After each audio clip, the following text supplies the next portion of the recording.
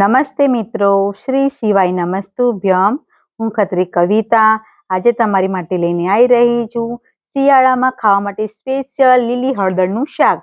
તો તેની રેસીપી આપણે નિહાળીશું. અને જો તમે મારી ચેનલ પર પહેલી વાર આવ્યા હોય તો સબસ્ક્રાઇબ કરવાનું ભૂલતા નહીં, જેથી તમને મારા નવા વિડીયોની નોટિફિકેશન મળતી રહેશે. તો આપણે સામગ્રી જોઈ લઈએ. તો આપણે આ લીલી હળદર લીધી છે, એ આપણે 200 ગ્રામ જેટલી છે. ટામેટા લીધા છે 2 ઝીણા કટ કરેલા, ડુંગળી લીધી છે 2 ઝીણી કટ કરેલી, અને વટાણા આપણે લીધા છે 100 ગ્રામ જેટલા. 4 લવિંગ લીધી છે આપણે, હિંગ, 50 ગ્રામ લીલું લસણ, આદુ મરચાંનું પેસ્ટ કર્યું છે, મીઠું લેવાનું છે પ્રમાણસર, કોથમીર છે થોડીક લીધેલી, 2 ચમચી લાલ મરચું છે, જીરું અને અડધી વાટકી આપણે દહીં લીધું છે.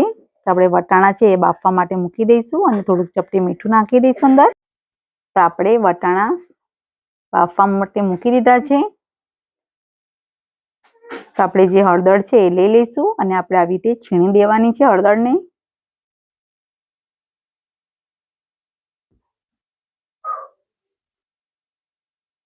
તો આપણે આવી રીતે બધી હળદર સારી રીતે છીણી લેવાની છે. તો તમે જોઈ શકો છો કે બધી હળદર છીણી લીધી છે. તો આપણે કઢાઈ મૂકી દઈશું ને એની અંદર આપણે ઘી નાખવાનું છે. તો આપણે આ 50 ગ્રામ જેટલું ઘી લીધું છે પહેલા.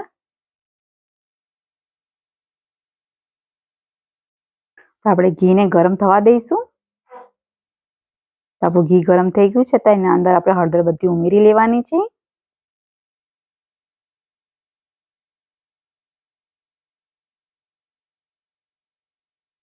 તો આપણે કમ્પ્લીટ બરાબર બધું મિક્સ કરી લઈશું સારી રીતે અને એને ચડવા દઈશું આપણે હળદરને.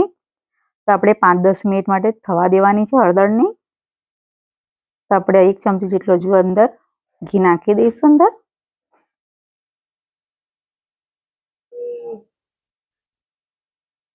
તો આવી રીતે આપણે બરાબર એને હલાવતા રહેવાનું છે. આવી રીતે હળદર ચોંટી જશે એટલે આપણે હલાવતા રહેવાનું છે. તો તમે જોઈ શકો છો કે આપણી 5-10 મિનિટ થઈ ગઈ છે. તો આપણે આવી રીતે બરાબર કાઢી લેવાનું છે. ચોંટી જાય છે એટલે આપણે બરાબર એને કાઢવાની છે આવી રીતે. તો આપણે એને બરાબર ચડવા દઈશું આવી રીતે. તો આપણે એને કાઢી લઈશું ડીશમાં.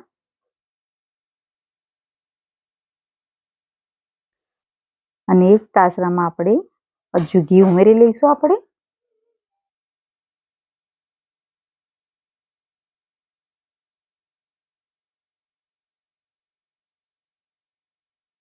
તો જો આપણે એના અંદર થોડું ઘી ઉમેરી લઈશું. અને જો તમને ઘી ના ભાવતું હોય તો તમે તેલમાં પણ બનાવી શકો છો, પણ ઘી નાખવાનું કારણ એ છે કે હળદર આપણી ગરમ પડે છે, તો એ માટે આપણે ઘીનો ઉપયોગ કરીએ છીએ. તો આપણે લવિંગ છે એ અંદર ઉમેરી લઈશું પહેલા, જીરું, ડુંગળી ઉમેરી લેવાની છે.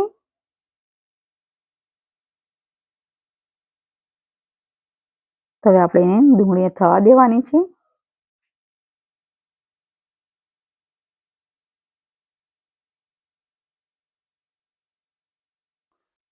તો થોડું મીઠું આપણે લઈ લઈશું અંદર.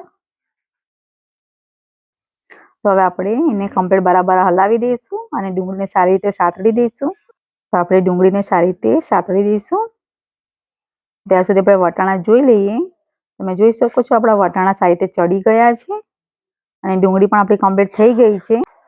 તો આપણે મસાલો છે આદુ મરચાં લસણની પેસ્ટ એ પણ અંદર ઉમેરી લઈશું અને આપણે બરાબર એને થવા દેવાની છે.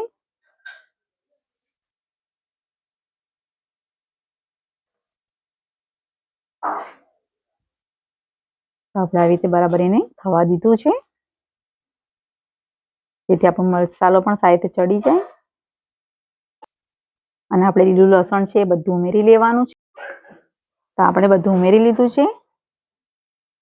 તો આપણે હિંગ છે એ રહી ગયેલી હતી તો આપણે અંદર ઉમેરી લઈશું પહેલા. તો એને બરાબર થવા દઈશું હિંગને પણ, અને બધું કમ્પ્લીટ બધું મિક્સ કરી લેવાનું છે. લસણને સારી રીતે થવા દઈશું ને ટામેટા પણ ઉમેરી લેવાના છે સાથે સાથે આપણે. અને ટામેટા આપણે બરાબર આપણે મિક્સ કરી લેવાના છે સારી રીતે. હવે ટામેટા પણ પેસ્ટ જેવું થઈ જાય એ પ્રમાણે આપણે એને બરાબર ચડવા દેવાના છે ટામેટાને. તમે જોઈ શકો છો આપણે ટામેટા સાથે ચડી ગયા છે તો આપણે લાલ મરચું છે એ ઉમેરી લેવાનું છે.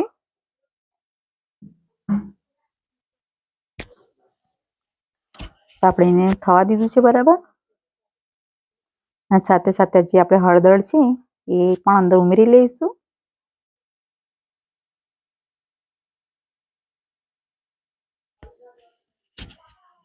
તો આપણે બરાબર એને કમ્પ્લીટ મિક્સ કરી લેવાનું છે સાથે સાથે બધું જ.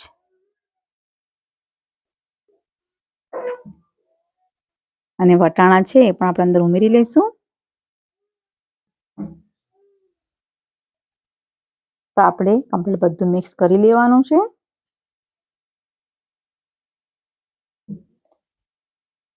તો આપણું શાક એકદમ સારી રીતે બધું કમ્પ્લીટ થઈ ગયું છે.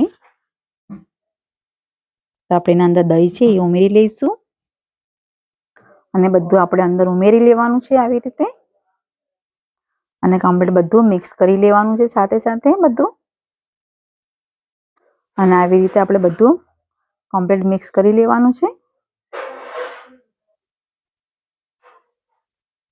તો આપણું શાક રેડી થઈ ગયું છે તો આપણે કોથમીર થોડીક ઉમેરી લઈશું. અને મિક્સ કરી લેવાનું છે સારી રીતે બધું.